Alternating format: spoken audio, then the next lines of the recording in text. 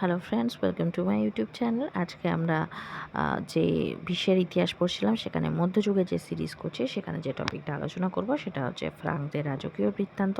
তার মধ্যে আজকে আমরা মেরোভিঞ্জীয় যে শাসক ছিল তাদের সম্পর্কে আজকের ক্লাসে আমরা আলোচনা করব।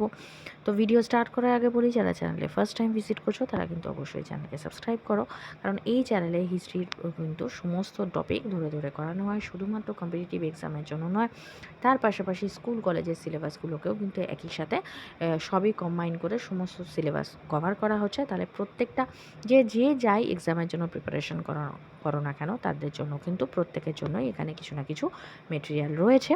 তো ভিডিও স্টার্ট করার আগে বলি যে অবশ্যই চ্যানেলকে সাবস্ক্রাইব করো, সাবস্ক্রাইব বাটনের পাশে যে বেল আইকন রয়েছে সেখানে অলে ক্লিক করো, তাহলে যখনই আমি কোনো নতুন ভিডিও তোমাদের জন্য আপলোড করব তার নোটিফিকেশান তোমাদের কাছে পৌঁছে যাবে। তো চলো আজকে ক্লাস শুরু করা যাক।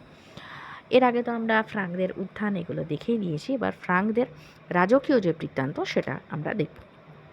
মধ্যযুগে যে ইউরোপীয় সভ্যতা যেটা ছিল সেখানে কিন্তু অন্যান্য জার্মান গোষ্ঠীগুলোর তুলনায় যারা ছিল বিভিন্ন জায়গায় ছড়িয়ে পড়েছিল, যেগুলো এর আগে আমরা দেখেছি, তাদের মধ্যে ফ্রাঙ্করা কিন্তু যে উন্নতি বা সভ্যতার সৃষ্টিকর্মে অনেকটা দেরিতে বা পিছিয়ে ছিল বলা যায়। তারা কিন্তু আবির্ভাবের পর থেকে তাদের প্রবল অস্তিত্ব এবং রোমান সাম্রাজ্যের ধ্বংসস্তূপের উপরে যে নতুন ইউরোপ ধীরে ধীরে গড়ে উঠছিল তা ধীরে ধীরে তাদের মধ্যে অনুভূত হতে থাকে।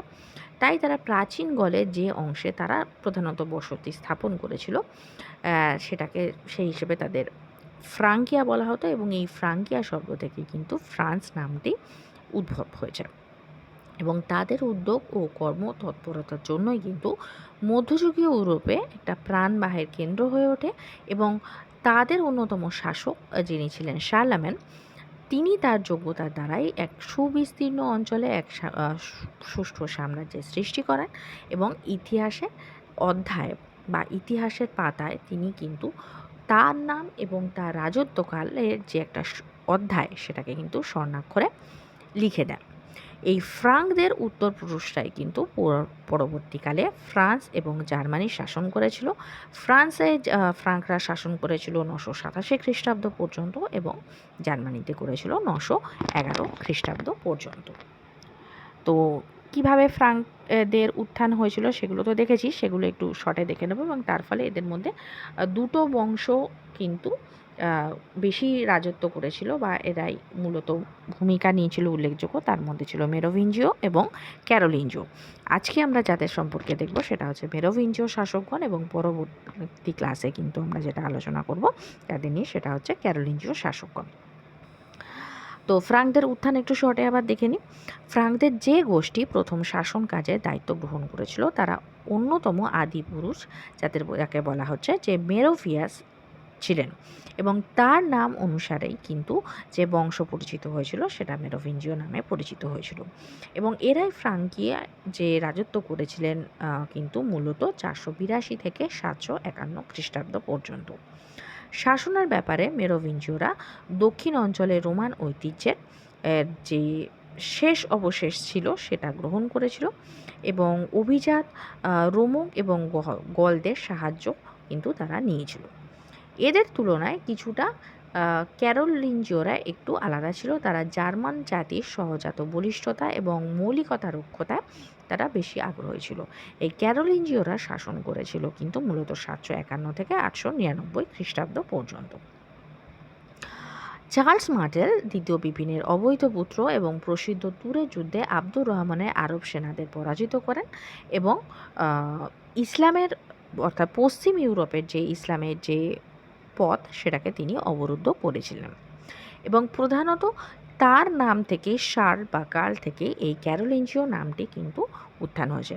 তাহলে মেরোভিয়াসের নাম থেকে হয়েছিল মেরোভিঞ্জীয়, এবং শার্ল বা কার্লের নাম থেকে হয়েছিল ক্যারোলিঞ্জীয় নামটি। তো আজকে আমরা যেটা দেখব সেটা হচ্ছে মেরোভিঞ্জীয় শাসকদের সম্পর্কে, যেটা তো আমরা আগেই বলেছি।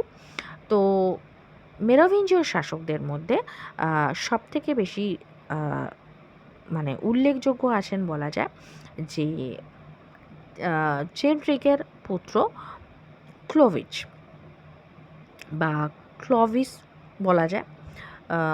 481 খ্রিস্টাব্দে তিনি সিংহাসন লাভ করেন এবং অতি স্বল্পকালের মধ্যেই নিজ রাজ্যসীমা তিনি বহুগুণ বৃদ্ধি করেছিলেন। এছাড়াও শুধু যে রাজ্যসীমা বৃদ্ধি করেছিলেন তা নয়, এছাড়াও কিন্তু তার আরও উল্লেখযোগ্য কিছু কীর্তি রয়েছিল, এবং যার ফলে উত্তর রোমান পর্বে এবং প্রাক শার্লামেন অধ্যায়ের ইতিহাসে তাকে যথেষ্ট তার স্থান গুরুত্বপূর্ণ। মূলত ক্লভিসকে কেন্দ্র করে ফ্রাঙ্কদের যে 30 বছরের ইতিহাস সেটা কিন্তু গড়ে উঠেছিল, এবং 486 খ্রিস্টাব্দে প্রথম তার যেটা উল্লেখযোগ্য সেটা হচ্ছে প্রতিবেশী শাসক সায়াগ্রিয়াসের শক্তি নাশ করে তিনি পারি এবং অর্লিয়ঁ সহ তার সমস্ত রাজ্য গ্রাস করেন। মেজ ও সেইন এবং সেইন ও লয়ারের নদীর মধ্যবর্তী অঞ্চলে স্যালিয়ান ফ্রাঙ্কদের আপন কর্তৃত্বতাধীন বা প্রভুত্বাধীন করতে তিনি সমর্থ হন। এর পরবর্তীকালে গথদের রাজা থিওডরিক এবং তার পরাক্রমকে স্বীকৃতি দিয়েছিলেন এবং ফ্রাঙ্ক রাজ পরিবারের সঙ্গে তিনি বৈবাহিক সম্পর্কে আবদ্ধ হন। এরপর ক্লভিস রাইন ও ভডসেস অঞ্চল জয় করে রিপুরিয়ান ফ্রাঙ্কদের নিজ কর্তৃত্বাধীন করেন। এই অঞ্চলে অ্যালিমানি বা অ্যালিমান্সদের পদানত করে রিপুরিয়ান ফ্রাঙ্কদের তিনি কর্তৃত্ব করেন। ক্লভিসের শেষ সামরিক শক্তির পরিচয় যেটা ছিল সেটা হচ্ছে 507 খ্রিস্টাব্দে ভিসিগতদের পরাজয় দ্বারা। এরপরে 511 খ্রিস্টাব্দে তার মৃত্যুর পূর্বে তিনি ব্রেন, প্রভান্স ও সেপ্টিমানিয়া ছাড়া রাহিনের উভয় তীরে ফ্রাঙ্ক শাসন স্থায়ীভাবে তিনি স্থাপন করেছিলেন। এর মধ্যে তার আরও কিছু কিছু উল্লেখযোগ্য জিনিস কাজ যেমন ছিল, যেমন হচ্ছে তিনি রাজমহিষী ক্লটিলডার অর্থাৎ বার্গান্ডি তৎকালীন যিনি রাজকন্যা ছিলেন তার প্রভাবে খ্রিস্ট ধর্মে তিনি দীক্ষিত হতেন। এছাড়া 496 খ্রিস্টাব্দে 11ই নভেম্বর র্যাসের বিশপ রোমিজিয়াস কর্তৃক ধর্মান্তরিত হন ক্লভিস, এবং রাজার দৃষ্টান্তে তার সহস্রাধিক পেগান যোদ্ধারাও খ্রিস্টের শরণাগত হন। সমসাময়িক শাসকরা প্রায় সকলেই ছিলেন পেগান অথবা অ্যারিয়ান মতাবলম্বী। সুতরাং এই ফ্রাঙ্ক বেদ খ্রিস্ট ধর্ম গ্রহণ করে তিনি কিন্তু এক প্রকার চার্চের প্রধান পৃষ্ঠপোষক হয়ে ওঠেন, এবং এর দ্বারাই কিন্তু বা এর হাত ধরে কিন্তু পোপতন্ত্রের স্বীকৃতিও অবিলম্বে চলে আসে।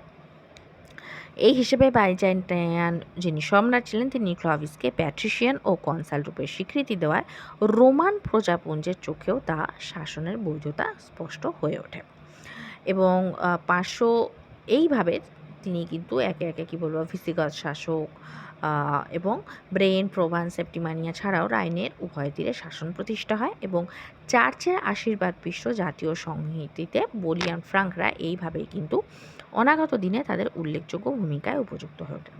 তার পরবর্তী শাসকগণ যারা ছিলেন তারা হলেন মেরোভিঞ্জিয়দের শেষ উল্লেখযোগ্য শাসক ছিলেন ডাগোবার, যিনি 629 থেকে 639 এই 10 বছর তিনি রাজত্ব করেছিলেন। এই সময় ফ্রাঙ্ক শাসন বিভাগের মুখ্য কর্মচারী মেয়ার অফ দ্য প্যালেস ল্যান্ডিনের পিপিনের পুত্র গ্রিমওয়াল্ড রাজাকে অপসারিত করার ব্যর্থ চেষ্টা করেন, এবং 100 বছর পরেও তা ভিন্নভাবে সফল হয়ে ফ্রাঙ্কদের ইতিহাসের ধারাকে পরিবর্তিত করে দেয়। তার মৃত্যুর পর প্রধানত ফ্রাঙ্ক রাজ্য বিচ্ছিন্ন হতে শুরু করে।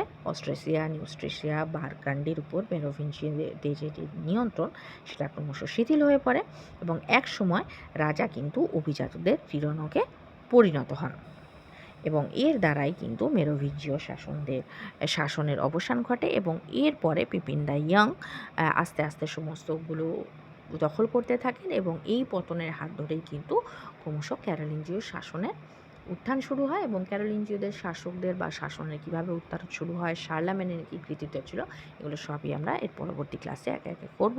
তো আজকের ভিডিও এই পর্যন্তই। যদি ভিডিও ভালো লেগে থাকে তাহলে অবশ্যই ভিডিওকে একটা ছোটো লাইক করো, যারা চ্যানেলে নতুন চ্যানেলকে সাবস্ক্রাইব করো, সাবস্ক্রাইব বাটনের পাশে থাকা যে বেল আইকন রয়েছে সেখানে অলে ক্লিক করো, তাহলে যখনই আমি কোনো নতুন ভিডিও তোমাদের জন্য আপলোড করব তার নোটিফিকেশান তোমাদের কাছে পৌঁছে যাবে।